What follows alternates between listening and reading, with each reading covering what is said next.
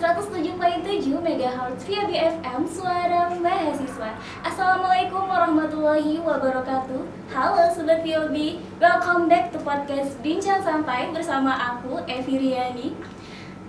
Bagaimana kabarnya hari ini? Semoga baik-baik saja ya. Tepuk tangan terdengar meriah di ruangan. Di balik itu ada proses yang diperjuangkan. Prestasi bukan sekedar soal kemenangan, tapi tentang bertahan dan terus berkembang. Well, Sobat VOB, akhir-akhir ini tuh lagi hektik banget ya. Ada yang lagi dikejar tugas, terus presentasi, kemudian juga revisi, dan sampai persiapan ujian pas juga. Nah, buat Sobat VOB, terus semangat ya, terus berjuang dan bertahan di tengah deadline-nya tugas kuliah. Nah, Sobat VOB, episode kali ini spesial banget karena kita bakal bahas tentang proses perjuangan dan juga sisi lain yang jarang terlihat di sebuah pencapaian seorang mahasiswa berprestasi. Nah, karena biasanya kan kadang orang itu bilang mereka melihat hanya hasil akhirnya aja, tapi tidak melihat bagaimana proses yang dilalui gitu oleh mahasiswa yang berprestasi ini. Nah, padahal di balik itu ada proses yang diperjuangkan, entah itu harus rasa capek, entah rasa gagal, dan bisa bahkan berjuang di tengah proses itu. Nah, dan hari ini kita bersama narasumber yang super kece, super keren, super aktif dan inspiratif. Mungkin langsung saja saya panggil kepada narasumber kita. Welcome please, Bang Ersa. Halo Evi. Halo Bang Ersa, bagaimana kabarnya hari ini? Alhamdulillah baik sekali, luar biasa karena lagi di posisi yang luar biasa juga di sini sama teman-teman Evi, sama teman-teman juga dari yang sedang menonton ini, jadi rasanya luar biasa sih. Alhamdulillah baik-baik saja ya Bang. Nah, pertama-tama mungkin Abang bisa perkenalan singkat dulu ke teman-teman VOB. Oke, sebelumnya teman-teman, kenalin, nama aku Ersa Akbari Rahmadinata. Aku merupakan mahasiswa program studi akuntansi dan saat ini sedang menempuh di semester 6 di Fakultas Ekonomi tentunya. Semester 6 Fakultas Ekonomi ya? Iya, benar. Nah, saya mau tanya nih Bang, kemarin kan saya sempat lihat di Instagramnya Abang itu saya highlight bagian sorotan award-nya itu. Ini kan banyak banget prestasi yang Abang capai, termasuk essay competition, kemudian terpilih Mapres di Fakultas Ekonomi. Ada ininya ya? Iya, ada labelnya. Ada labelnya Mapres di Fakultas Ekonomi, kemudian juga lomba KDMI kalau nggak salah ya Bang. Iya, benar. Terus bisa sampai ke ini ya, dapat Mandalika Essay Competition bersama timnya Abang itu ya. Iya, benar. Nah, mungkin bisa ceritakan Abang terkait mungkin dari prestasinya Abang selain yang saya sebutkan, karena banyak banget prestasi yang saya lihat selain yang saya sebutkan. Mungkin Abang bisa ceritakan apa aja? Oke, jadi kalau dibilang sebenarnya prestasi memang ya cukup memuaskan lah bagi saya karena memang prosesnya lumayan panjang juga. Tapi memang di luar daripada yang sudah disebutkan itu ada banyak sekali hal-hal yang di luar dari yang dilihatkan gitu kan, karena dalam cari prestasi, ikut perlombaan itu semua itu kan pasti ada senang dan juga nggak senangnya gitu kan. Iya, betul. Jadi mungkin kalau dibilang terkait dengan prestasinya itu gimana, banyak sih karena memang aku juga fokus aku juga tadi memang fokus atau konsum prestasinya atau akademik itu kan di bidang karya tulis gitu ya. Jadi memang kalau misalnya Evi lihat mungkin di sosial media itu memang kebanyakan lomba-lomba itu yang sifatnya kayak esai gitu kan, dan juga mungkin karya tulis ilmiah gitu. Kalau terkait dengan debat, mungkin sebenarnya aku juga baru-baru terjun sih ke dunia debat, dan mungkin alhamdulillahnya meskipun baru sudah ada pencapaiannya juga. Keren banget sih Bang. Iya, itu mungkin semua bagian dari proses belajar juga sih sebenarnya. Betul. Gitu. Berarti Abang ini lebih dominannya tuh ke penulisan sama public speaking ya Bang? Iya, benar. Keren. Terus dari prestasi yang telah Abang capai, mungkin ada hal prestasi yang lebih menarik menurut Abang itu di prestasi apa sih? Mungkin yang berkesan gitu kali ya. Kalau dibilang yang paling berkesan dan paling teringat, mungkin tentu perlombaan pertama kali aku ikutin mungkin ya selama di perkuliahan ini, karena memang selama berpendidikan juga aku tuh baru aktif banget ikut lomba-lomba itu di perkuliahan sebenarnya. Oh, di perkuliahan. Iya, jadi di masa SMP SMA tuh sebenarnya sempat ikut, cuma nggak sesering yang sekarang, semasif yang sekarang ini. Jadi kalau ditanya yang paling berkesan tentu pada saat pertama kali ngikut lomba dan dapat juara, karena dari situ tuh ngerasa kayak oh ternyata aku bisa nih, dan ternyata timbul rasa penasaran yang lebih tinggi lagi ketika sudah dapat sebuah penghargaan gitu. Jadi kayak mau lagi jadi gitu. Jadi mungkin yang pertama kali. Jadi yang pertama itu apa tuh Bang? Pertama kali pada saat kuliah itu pada saat maba banget kayak semester 1 itu aku sempat ikut lomba esai juga. Itu masih masih di tingkat universitas. Pada itu tuh alhamdulillah dapat juara 2 untuk lomba esai ini. Oh, langsung dapat juara ya Bang? Iya, itu agak shock juga dan kaget sebenarnya. Keren. Jadi dari situ Abang tuh terinspirasi untuk mau ikut lagi lomba, mau coba lagi. Oh, keren. Nah, terus kalau melihat dari Abang yang sekarang, dulu pernah kepikiran nggak bakal ada di titik ini? Oh, tentunya enggak sih sebenarnya, karena dulu tuh jujur aja pada saat mendaftar kuliah tuh, karena memang pada saat SMA aku memang aktif organisasi kan ya.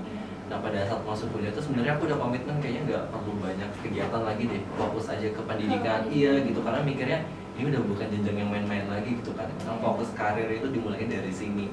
Tapi setelah diikuti alurnya dan juga ada dapat support dari teman-teman juga kan, teman-temanku tuh juga lumayan aktif orang-orangnya. Itu ngerasa kayak kayaknya sayang deh kalau misalnya 4 tahun di kampus itu kita nggak ngapa-ngapain gitu, nggak nge-explore apapun yang ada di sini gitu kan. Karena setelah diikuti juga ternyata kesempatan yang kita bisa dapat tuh lumayan luas juga, lumayan banyak gitu. Jadi kayak sayang aja gitu kalau misalnya nggak diambil.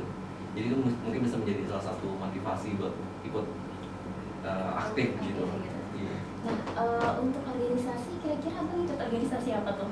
Wah, kalau organisasi mungkin udah lumayan juga sih sebenarnya, karena aku dari semester 1 tuh juga udah mulai ikut kayak volunteer gitu kan. Wow, keren. Nah, jadi mulai semester 2 itu aku mulai ikut himpunan. Jadi di jurusan dia namanya himpunan kan. Itu aku juga kebetulan dapat amanah tuh 2 periode di himpunan. Terus itu aku sempat ikut BEM juga, BEM universitas pada saat itu walaupun cuma 1 periode dan juga merupakan kabinet reshuffle, jadi hanya mengisi kabinet yang kosong. Tapi experience-nya lumayan juga waktu itu. Aku juga sempat ikut UKM kemarin itu aku sempat terdaftar di UKM PSM sebenarnya pada suara. Jadi itu sebenarnya hidden juga sih, skill juga. Kalau sebenarnya aku tuh memang suka nyanyi gitu kan. Jadi suka nyanyi ya? Ya sosok lah gitu. Nah sampai sekarang juga aku masih aktif, tapi sebagai aku kebetulan sebagai ketua umum di Ikatan Akuntan Indonesia, anggota mudanya. Jadi di naungan IAI itu para mahasiswa akuntansi itu punya programnya sendiri. Iya. Jadi Abang di situ bagian ketuanya ya? Iya benar. Keren. Nah, saya tertarik sih bagian yang kemarin itu Abang baru dapat medali Mandalika Essay Competition. Nah itu saya tertarik, kan itu bersama timnya Abang ya.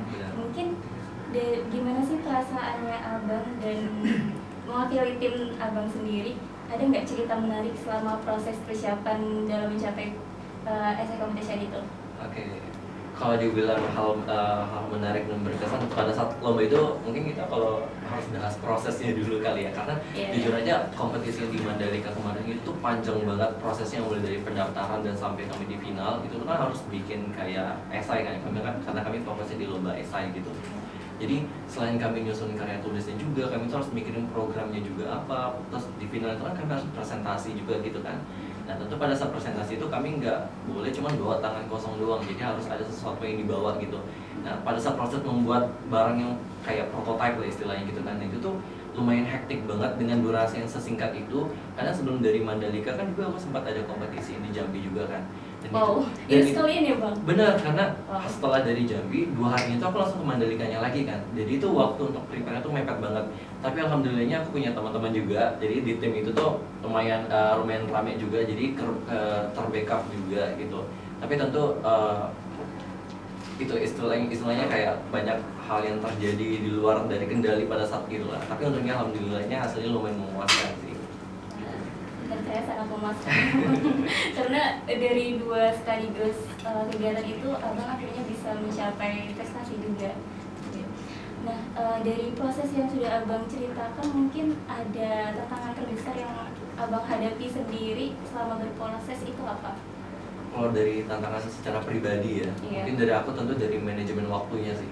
Dan karena untuk membagi waktu antara lomba yang 1 dan 2 dan juga kehidupan di perkuliahan, di rumah itu kan terbagi tentunya. Jadi benar-benar harus bisa ulet aja gitu untuk bisa dapat semuanya gitu kan. Dan juga mengingat persiapan dalam lombanya itu lumayan butuh banyak persiapan, otomatis kayak banyak waktu yang terhabiskan dan juga kayak kurang tidur juga begitu. Jadi selama masa-masa kemarin, selama sebulan itu persiapan tuh jujur aja pola tidurnya itu agak terganggu gitu kan. Jadi setelah dari kompetisi itu udah selesai itu jadi kayak ada pembalasan ya, aku harus istirahat full gitu. Karena dalam lagi juga mau ujian untuk PAS kan. Iya, betul. Kayak gitu, jadi harus persiapan juga gitu. Jadi itu sih tantangan terberatnya untuk di manajemen waktunya juga. Iya. Tapi Abang tuh bisa ngatur manage waktunya untuk bisa sempat istirahat juga ya, Bu? Harus nih. Nah, pernah nggak Abang tuh di dalam proses yang Abang ceritakan pernah ngerasa kayak ngedown terus kayak capek gitu? Pernah nggak? Kalau nggak down atau capek sudah pasti pernah sih, karena dengan kehektikan itu pasti nggak cuma dapat senangnya aja atau dapat dapat apresiasinya aja, tapi tentu ada yang dikorbankan itu kan, itu ya capeknya. Nah kalau misalnya kayak yang menghalangi dan juga yang menghambat kemarin itu mungkin dari segi ini kali ya, adalah ini kan kompetisinya tuh tim gitu ya, kebanyakan lomba yang aku ikut itu dia sifatnya tim kelompok gitu. Jadi harus pandai-pandai komunikasi dan kerja sama itu lagi worknya itu harus dilatih juga sama tim, karena kalau enggak pasti ada itu kayak komunikasinya, ada konflik di antara internal itu, dan itu tuh selain mengganggu proses itu juga menguras energi juga ternyata gitu kan.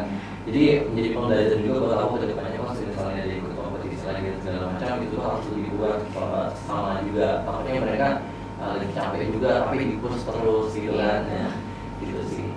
Nah, tadi kan Abang membicarakan terkait hambatan di prestasinya Abang di Mandalika SM Foundation bersama tim. Nah, mungkin kalau di prestasi lain mungkin ada hambatan, bisa diceritakan? Kalau di kategori lomba yang lain sebenarnya kalau hambatan itu pasti ada, tapi memang beda-beda kan, tergantung jenis lomba itu apa dan juga kondisi di situ posisinya lagi sibuk atau enggak gitu kan. Kalau misalnya tanya hambatan lagi mungkin pernah pada saat aku waktu itu sempat ikut namanya karya MTI tapi di cabang lomba KTI kan, tulis ilmiah gitu kan. Oh, ini beda. Jadi baca masih benar. Oh ternyata nyimak banget ya. Iya. Nah pada saat proses ini itu tuh waktunya juga lumayan panjang kan, lumayan panjang untuk persiapannya dan sampai pada saat ternyata pada saat presentasi hasilnya itu udah sesuai sama yang dilatihkan gitu. Jadi agak ngeblend dan juga ngetor pada saat hari-harinya. Kebetulan pada situ kurang enak badan juga kan. Mungkin karena kebanyakan sebelumnya semangat banget di sebelumnya, pada saat hari-harinya malah ngedrop gitu kan. Jadi kurang maksimal. Jadi itu yang bikin pada saat kemarin itu kurang membawa hasil yang memuaskan juga sih. Tapi ternyata dari pihak kampus, dari teman-teman itu juga selalu mengapresiasi karena sudah sampai di tahap sana kan. Tapi memang secara pribadi itu jadi sebuah kekecewaan juga sih. Tapi tentu di lomba-lomba yang lain ataupun di kategori prestasi yang lain kurang lebih polanya serupa sih, biasanya itu hambatan itu pada saat sebelum kegiatan gitu. Tadi kan aku sudah ceritakan terkait hambatan gitu ya, apalagi di bagian pas mau belajar gitu ya kan, mendaki. Nah itu pas presentasi kan lagi nggak enak badan gitu. Nah, Abang tuh cara bangkitnya Abang tuh gimana biar bisa presentasi itu? Kalau misalnya itu mungkin lebih ke ini sih, lebih ke sadar diri aja. Kalau misalnya kita kan mengemban tanggung jawab, kita membawa nama kampus, kita membawa nama diri kita sendiri juga, dan juga teman-teman yang support kita sudah dari awal gitu kan. Nah setelah aku ngerasa aduh ini udah ngedrop banget, ini udah capek banget, gimana pada saat presentasi ini di final gitu kan, aku tuh mikirnya kayak dan aku sudah sampai sini, aku nggak boleh setengah-setengah ya, nggak boleh effort itu diturunin, karena harusnya sudah sampai sini, harusnya effort dan juga semangat itu sudah lagi di puncak-puncaknya gitu kan, karena ini membawa hasil yang terbaik. Nah jadi aku kepikiran orang-orang yang support itu sebenarnya, karena takut ngerasa kecewa juga gitu sih, karena kan kita mengembangkan tanggung jawab itu kan juga nggak ringan gitu kan, apalagi dengan teman-temannya ada dan juga dari dosen-dosen yang membantu juga, itu pasti lumayan effort juga mereka, jadi kita harus bikinnya semaksimal mungkin gitu. Dan juga mungkin dari nilai yang diterapkan dalam diri sih, karena aku orangnya berprinsip bahwa ketika sudah terjun dalam sebuah kompetisi atau dalam sebuah kegiatan itu kan harus all out semuanya, harus dikeluarin semaksimal mungkin, karena aku cenderung orang yang ambisius juga kan gitu. Jadi agak ngerasa aneh kalau sebenarnya sudah ngikuti dirinya tapi kok nggak semangat gitu. Jadi benar-benar harus diniatin dari awal dan berprinsip juga dari awal. Nah, Abang sudah tadi menceritakan terkait proses dan hambatannya dalam melawan hambatan itu. Nah, kira-kira aku mau tanya dong, penasaran. Kira-kira menurut abang proses itu lebih penting atau hasil akhirnya? Proses atau hasil akhirnya? Ini kalau dari aku sih tergantung perspektif yang melihat ini. Tapi kalau dari aku sih melihatnya dari prosesnya sih. Kenapa? Karena walaupun kita nggak munafik, hasil itu adalah yang diinginkan dan juga yang dilihat oleh orang. Tapi menurutku proses itu adalah bagian yang menentukan apa kita berkembang atau tidak gitu. Karena kalau misalnya kita sudah ikut kompetisi ini, kita udah juara, tapi prosesnya kita tuh misalnya cuma numpang, atau kita nggak niat nih karena kita nggak mikirin nah padahal ini tuh sudah dibantu oleh orang gitu, kita nggak maksimal, tapi dapat juara, tapi dalam diri itu pasti ngerasa ada yang janggal gitu, aku mana, tapi kok nggak ada yang aku dapatin ya gitu, cuma validasi doang gitu. Jadi aku rasa proses itu merupakan bagian yang paling penting. Karena apabila sudah melakukan diri, sebenarnya punya prinsip juga diriku yang sekarang itu harus lebih baik dari yang kemarin gitu. Karena pas misalnya yang kemarin sama hari ini juga sama, meskipun kita dapat gelar yang berbeda, menurut kita nggak ada, gelarnya masih nol aja gitu. Karena apa yang bisa kita berikan ke orang kalau misalnya diri kita aja itu udah kita dapetin gitu. Karena ya kita substansinya manusia itu harus bermanfaat bagi orang lain gitu kan. Nah, jadi kalau sebenarnya kita dapat penghargaan tapi kita nggak bisa ngajarin ke orang ataupun nggak bisa memberikan impact ke orang ya buat apa gitu. Dan itu hal-hal itu kan yang kita dapatkan dari prosesnya tadi. Nah, karena dalam proses itu juga ada kayak dinamikanya gitu kan, kayak naik turunnya, ada konflik gitu segala macam. Nah, dari situ yang kita bisa belajar. Itu seperti itu. Saya terinspirasi sama kata-katanya abang tadi, bisa bermanfaat untuk orang lain. Keren ya. Kita harus sih sebenarnya. Nah, mungkin dari ceritanya abang ya, gimana? Abang kan sudah berprestasi, kemudian dikenal juga orang-orang, dikenal sama orang-orang prestasinya. Nah, kira-kira apa hal yang paling berubah dalam hidup abang setelah melewati prestasi? Kalau yang berubah sebenarnya nggak banyak ya, cuma mungkin lebih ter-highlight aja sih sama orang, karena kayak oh ini kemarin ini gitu, oh ini kemarin segini gitu kan. Jadi sebenarnya kalau hal-hal sebenarnya sama aja, kita tetap bakal belajar di ruang kelas, kita bakal ketemu teman-teman, dosen itu tetap menilai kita apa adanya gitu kan, jadi bukan berdasarkan background kita.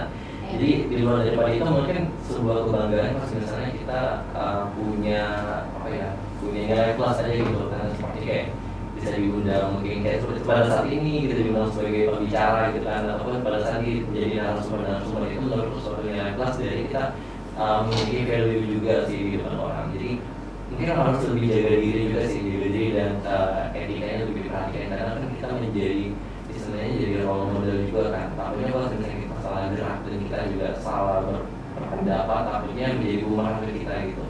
Jadi kita harus lebih hati-hati aja gitu dalam kita. Mungkin abang pernah dapat nggak pujian, dan pastinya pernah ya, pujian apresiasi dari orang-orang. Nah, kira-kira tanggapan abang terkait apresiasi dari orang-orang itu gimana sih? Itu pertama senang dulu, karena apapun itu merupakan hasil kerja keras kita juga kan. Jadi kita layak untuk merasa senang dan juga mengucapkan terima kasih kepada yang mengucapkannya tadi. Selain daripada itu mungkin bisa menjadi bahan bakar juga sih untuk lebih aktif lagi ke depannya, karena setelah mendapatkan pujian kalau dari aku pribadi itu malah kayak rasa penasaran itu malah makin tinggi. Kayak misalnya udah dapat apresiasi nih, kayak muncul pertanyaan kalau misalnya aku ngikutin ini dan juga jalan lebih tinggi, kira-kira apresiasi apa yang mungkin bakal didapat gitu kan, ataupun ada benefit apa yang bisa kita dapatkan gitu kan. Hal itu sebenarnya yang sangat menarik buat aku cari tahu gitu kan, dan itu kenapa semakin sekarang itu malah makin aktif gitu untuk mengikuti kegiatan-kegiatan, karena di luar daripada validasi dan juga apresiasi dari orang lain itu ingin memberi rasa penasaran itu juga tadi sih mungkin. Jadi gitu. Nah, mungkin kita masuk ke segmen selanjutnya, game santai. Karena tadi kita sudah karena abang tadi sudah berbincang terkait prestasinya abang, kemudian prosesnya abang hingga hambatan abang melewati itu gimana. Nah, teman-teman GOB bisa terinspirasi tuh sama ceritanya abang tadi. Nah, Karena tadi obrolannya cukup memotivasi ya Bang, saya ada games nih. Apa tuh? Gamesnya pilih cepat. Nanti kalau saya bilang apa nanti Abang jawabnya harus cepat. Jadi saya hitung 1 atau 2 detik. Kalau misalkan Abang jawabnya lewat dari 2 detik, nanti ada random question atau pertanyaan random. Nah, Oh gitu, tekan diri. pertanyaannya, kompetisi atau kolaborasi? 1, 2. Kompetisi. Oh itu cepat banget, itu udah 2 detik nggak sih? Oke. Lanjut. Deadline mepet atau tugas dadakan? 1. Tugas dadakan sih. Nah, lanjut. Jadi panitia atau jadi peserta? Jadi panitia. Jadi panitia. Iya. Extrovert atau introvert? Introvert. Oke. Aduh, udah jadi pertanyaan randomnya. Iya udah dapat ya. Iya. Nah, seru banget ya tadi udah bermain atau game santai sama Bang Ersa. Jadi saya tahu sisi santainya Bang Ersa gimana. Nah, Bang, sebelum kita tutup podcast kali ini, mungkin boleh dong Abang kasih tips dan trik buat mahasiswa yang pengen berkembang dan bernilai berprestasi. Oke, ini mungkin tips ringan aja. Mungkin teman-teman udah dapat banyak juga ya di luar terkait dengan tips dan juga motivasi-motivasi. Tapi kalau dari aku, apa yang aku yakini adalah ketika kita ingin berkembang, kita harus menikmati prosesnya. Gitu. Karena kalau misalnya kita mengikuti sebuah kegiatan, kita meminati sebuah bidang dan kita tidak melakukan itu dengan sungguh-sungguh karena mungkin atas dasar kita nggak suka sibuk, kita nggak suka dengan prosesnya yang berliku-liku, lebih baik diubah aja mindsetnya, karena dari proses itu tadi, dengan kita menikmati proses, kita juga akan cinta dengan hasil akhirnya nanti, apapun hasil akhirnya, apakah kita akan dapat, apakah kita menang, apakah kita kalah, apakah kita berkembang ataupun tidak. Ketika kita suka dengan prosesnya, kita pasti akan bisa menerima dengan hasilnya gitu. Jadi ketika teman-teman ingin melakukan sebuah hal yang baru sekarang, mungkin baru mencoba perlombaan gitu, baru mau mendaftar beasiswa, magang, dan ingin mencoba lebih ambis di kelas untuk dapat IPK yang tinggi, menurutku lakukan aja apapun segala hal yang bisa kalian lakukan sekarang, dan juga jangan menunggu nanti, karena nanti itu adalah jebakan yang bisa merangkap cita-cita kalian. Jadi lebih baik dilakukan sekarang, dan tentunya berbanyak berdoa juga, berusaha, dan juga cari lingkungan yang suportif. Karena ketika kalian punya lingkungan yang suportif yang bisa membantu kalian juga ikut berkembang, itu akan membuat sebagai bahan bakar kalian untuk bisa lebih cepat lagi berkembangnya. Karena ketika kalian bergerak bersama-sama dan juga bergerak sendiri, itu pasti akan beda rasanya. Jadi apa yang kalian lakukan itu tuh lebih diapresiasi juga. Karena dari yang pernah aku baca bahwa bahan bakar atau motivasi orang untuk berkembang, untuk menjadi lebih baik itu tuh ada banyak. Salah satunya itu adalah dengan lingkungan yang suportif dan juga dengan adanya pemberian apresiasi. Ketika 2 hal itu bisa didapati dengan kalian berproses dan mengikuti hal-hal baru, aku yakin kalian bisa menjadi apa yang kalian mau gitu. Jadi jangan lupa ditargetin mimpinya setinggi-tinggi mungkin dan lakukan dengan usaha yang tepat. Tips dan trik. Nah, menurut Abang hal kecil apa yang harus mulai dibiasakan, apalagi mahasiswa gitu?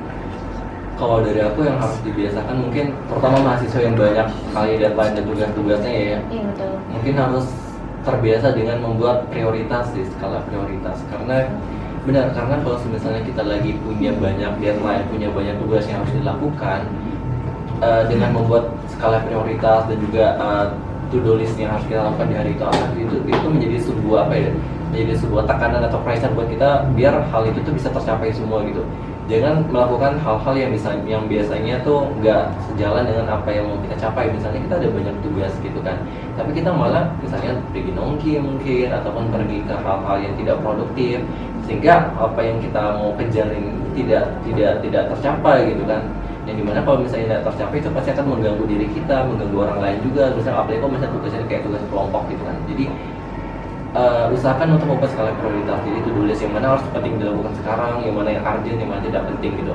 Dan juga harus siap capek sih, karena kita sebagai mahasiswa tuh banyak hal sekali yang bisa kita explore. Sebenarnya kesempatan di luar sana ada banyak. Tapi ketika teman-teman malas untuk mencarinya, malas untuk merasa capek, tolong diubah mindsetnya, karena hal itu tuh menghambat opportunity yang ada pada kita.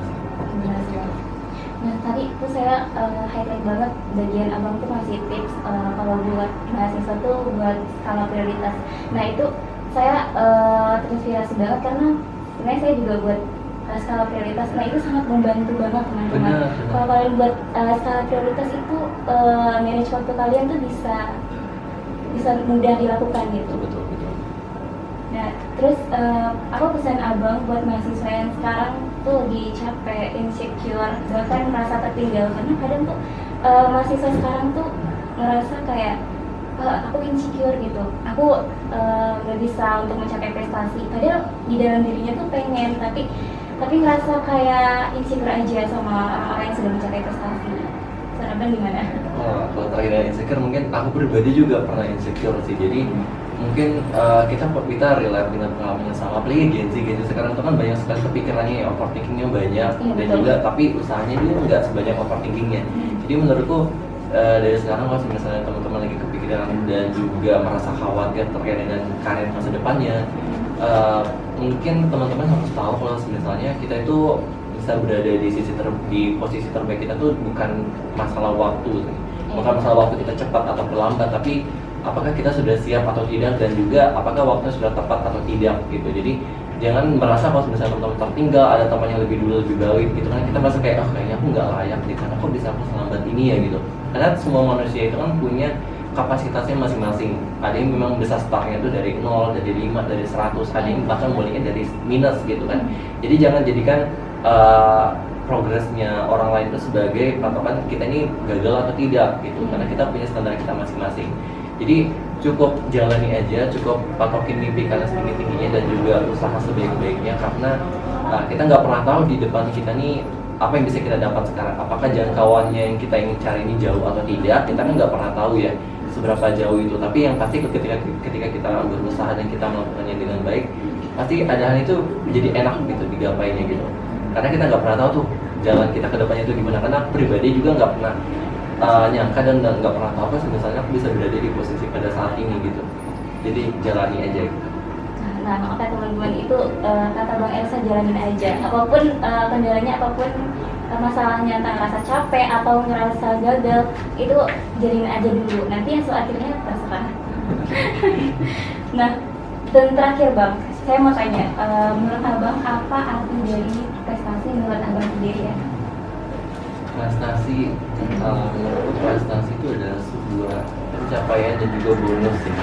Karena seperti yang aku bilang, prestasi merupakan hasil akhir dari yang kita lakukan kan. Dan yang lebih penting itu adalah dari prosesnya. Ketika kita dapat prestasi, itu berarti kita sudah menjalankan proses kita dengan baik, kita puas dan kita siap untuk mengevaluasi dan menjadi lebih baik ke depannya. Dan prestasi itu merupakan hasil akhir dari yang sudah kita lakukan. Jadi perbanyak prestasi itu is okay, tapi tentu harus dibarengi dengan manfaat atau dampak yang bisa kita berikan juga ke orang. Jadi apa gunanya kita banyak prestasi tapi nggak bisa berdampak buat orang lain gitu kan? Benar sekali. Seperti itu. Oh. Nah, Masya Allah keren banget ya obrolan kita hari ini. Hari ini kita belajar kalau di balik tepuk tangan dan pencapaian selalu ada proses panjang, perjuangan, rasa capek, dan keberanian untuk terus berkembang. Dan semoga cerita hari ini bisa bermotivasi untuk saya sendiri tentunya, dan untuk Sobat VOB, dan khususnya untuk mahasiswa yang lagi berjuang, yang lagi pengen mencapai prestasi. Jangan takut mau coba-coba, jangan takut untuk coba maksudnya. Nah, dan jangan takut untuk merasa gagal, teruslah berjuang, kata Bang Elsa. Nah, thank you so much ya buat Bang Elsa sudah berbagi cerita di podcast Bincang Santai ini. Terima kasih juga. Thank you banget. Dan buat Sobat VOB, jangan lupa follow IG UKM Radio UBT, TikTok UKM Radio UBT, serta jangan lupa subscribe YouTube UKM Radio UBT supaya nggak tertinggal konten-konten lainnya. Nah, saya Evi pamit undur diri. Wassalamualaikum warahmatullahi wabarakatuh, dan sampai jumpa di podcast berikutnya. Dadah.